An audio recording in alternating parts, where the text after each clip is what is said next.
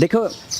ہماری سوسائٹی، اگر ہم نے اپنی سوسائٹی کو مضبوط کرنا ہے، اپنی سوسائٹی کو ترقی کی طرف لے جانا ہے، تو ہم نے کیا کرنا ہوگا؟ اپنے اندر جو ہے ہیومینٹی کی اور انٹیگریٹی کی وہ صلاحیت پیدا کرنی ہوگی کہ جس کے بعد ہماری سوسائٹی پہ ہم ایک ایسا گلو لگا دیتے ہیں کہ ہماری سوسائٹی اگر اس طریقے سے اس کی باؤنڈریز کنیکٹڈ ہے تو وہ اس سے اس طریقے سے ہو جاتی ہے۔ ہماری سوسائٹی کی باؤنڈریز ابھی کیسی ہیں؟ ایسی ہیں، ہم اگر اس کو تھوڑا سا ہلائیں گے آسانی سے نکل جائے گی۔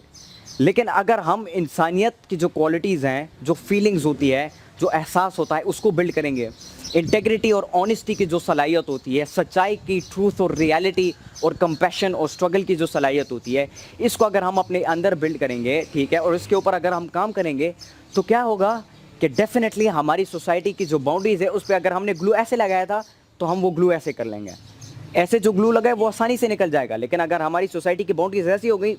جتنا بھی توڑنے کی کوشش کرو وہ مضبوطی سے جڑا ہوا ہے آپس میں، کبھی ٹوٹ نہیں پائے گا۔ اور یہی وہ راز ہے کہ جس راز کے بنیاد پر جو ہے مدینہ کی ریاست بنائی گئی تھی۔ اگر آپ مدینہ کی ریاست کی اگزامپل اگر آپ اٹھا کے دیکھ لیں، اس میں امن،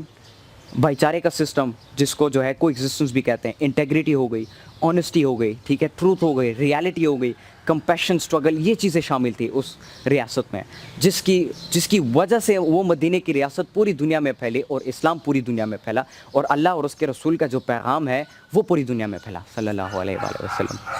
اس چیز کے اوپر ہم نے کام کرنا ہوگا۔ So integrity is all about the truth and the reality, کہ آپ کس طریقے سے آپ اپنے آپ کو سچا بناتے ہو، آپ کس طریقے سے جو ہے ریالٹی کے ساتھ، سچائی کے ساتھ، حقیقت کے ساتھ اپنے آپ کو کنیکٹ کرتے ہو۔ This is what integrity is. And the last one, coexistence, بھائی چارہ، ایک دوسرے کے ساتھ مل جل کر رہنا۔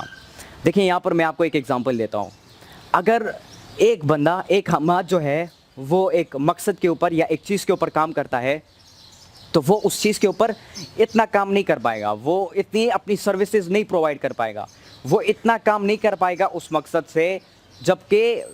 باقی کے جو لوگ ہیں، فار ایگزامپل آپ لوگ کو، ٹھیک ہے، آپ لوگ مل کر، ہم سب لوگ مل کر جو ہے اس مقصد کے اوپر کام کرتے ہیں۔ اب ہمارا مقصد پاکستان کو آگے بڑھانا ہے۔ اگر میں یا کوئی بھی انسان اکیلا اس پاکستان کو آگے بڑھانے میں لگ جائے گا تو بہت زیادہ وقت لگ جائے گا اس کو، شاید پاکستان پھر بدل بھی جائے نہ بدل جائے، اب وہ اس کی محنت پہ ڈیپینڈ کرتا ہے۔ تو اگر ایک بندہ ایک مقصد کے اوپر کام کرتا ہے وہ اتنا اثر نہیں رکھتا جتنا پوری پاکستان قوم اگر اکٹھی ہو جائے، پورے جتنے بھی پاکستانی ہیں ہم سب اکٹھے ہو جائیں اور مل کر یہ فیصلہ کریں کہ ہمارا جینا مرنا پاکستان کے ساتھ ہے، ہمارا مقصد پاکستان کی خدمت کرنی ہے۔ اگر ہم یہ مقصد اپنا لیں اور پوری قوم متحد ہو جائیں، کو ایگزسٹنس جو ہے ہم اپنے اندر بلڈ کر دیں، تو keep this thing in mind that majority has much better effect than, میں کہہ سکتا ہوں، سنگل جب آپ کام کرتے ہو تو میجورٹی کا امپیکٹ زیادہ ہوتا ہے اس مقصد کے اوپر، کام کے اوپر۔ اگر پوری قوم مل کر اپنے ملک کے لیے کام کرتی ہے تو وہ زیادہ وہ پراسر بن جاتی ہے، آپ بہترین طریقے سے اپنے ملک کی خدمت کرتے ہو، اپنے ملک کو آگے بڑھاتے ہو۔ جس یونٹی سے جرمنی کے لوگ رہتے ہیں، جس یونٹی سے جو ہے یو ایس کے لوگ رہتے ہیں، اب یو ایس کی اگزامپل آپ لے لیں، 50 مختلف اسٹیٹس جو ہیں وہ آپس میں کو ایگزسٹنس میں رہ رہے ہیں، ٹھیک ہے، وہ آپس میں ایک دوسرے کے ساتھ مل جل کر رہ رہے ہیں، کسی کو ایک دوسرے سے مسئلہ نہیں، وہ اپنے ساتھ جو ہے مل جل کر رہ رہے ہیں۔ اور اگر وہ کوئی